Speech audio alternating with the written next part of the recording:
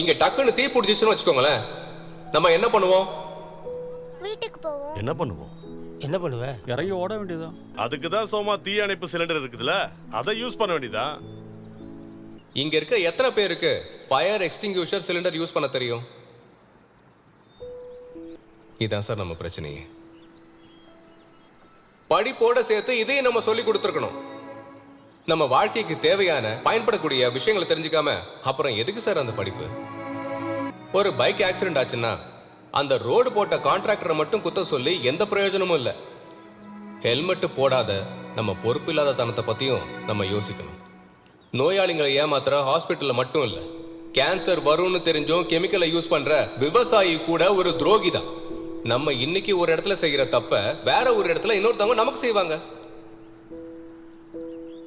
நம்ம குடிக்கிற பால்ல இருந்து சாப்பிடுற மீன் வரைக்கும் எல்லாத்துலயும் கெமிக்கல் கலந்துருக்கு.